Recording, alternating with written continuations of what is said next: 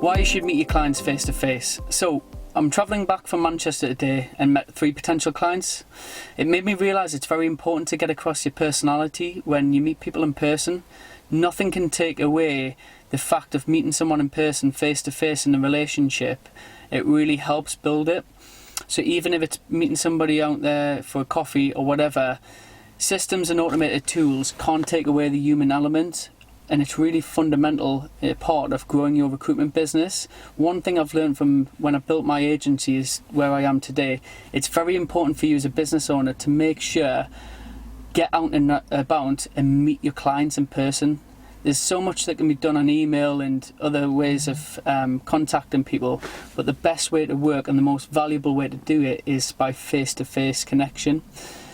Now, obviously looking at different ways of converting and winning clients, there's lots of cool little strategies that you can do, but the most successful one always is meeting them face to face.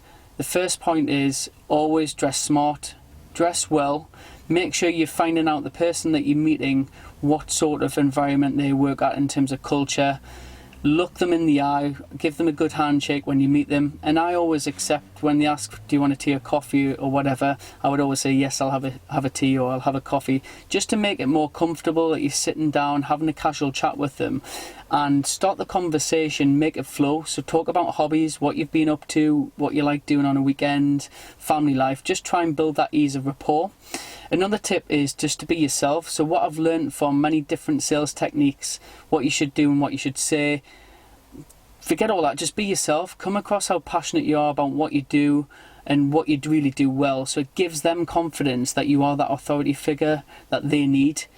Make sure you listen, don't oversell and don't overtalk. I always ask them what challenges they have, what pain points they have and where they are at the moment, just so I can sort of understand when I present to them that we can sell back to their particular pain point or challenge that they have. People like talking about themselves, so make sure that you're asking many open-ended questions. How the business is doing, ask them how they started it.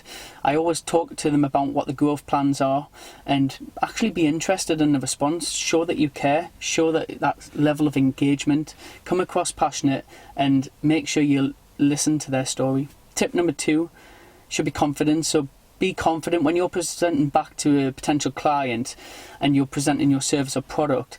You must be confident that the value you can bring and the solution you can bring to them comes across. So emphasize that in your voice, the way you present, and make sure that it's important for the client to come away with, wow, that was really good presentation, or I really enjoyed meeting James. He comes across that he's going to give me that extra value and go the extra mile for me to deliver what needs to be delivered. So always give value first. I always give value before you ask for money. So money follows value. So another tip's going to be always follow value with money. When I meet people in person, people are trying to sell me things or pitch things, it's important that they come across that you're a unique person. So everybody is different in this world. Everyone has better qualities than other people. Some people have really good strengths to weaknesses. So it's important that you really play on your own individual and unique strengths. Always follow up after a meeting. So I'll always take down notes in the meeting to show that I'm listening, so I'm highly engaged. And a small tip would be, I would always leave a gift, normally a book. So I read a lot, I'm very passionate, as you've maybe seen in my other blogs. I do a lot of personal development books and business books.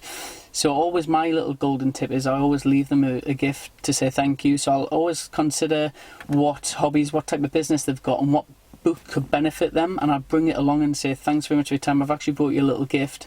It might cost £5 to £10, but it's a good little personal touch that adds and differentiates you in the market. So those are my top tips of what it takes to meet a client in person, face to face. I hope you found it useful. If you've got any other tips that you'd wish to share, please share in the link below and watch out for my next blog video, hopefully next week. Thank you.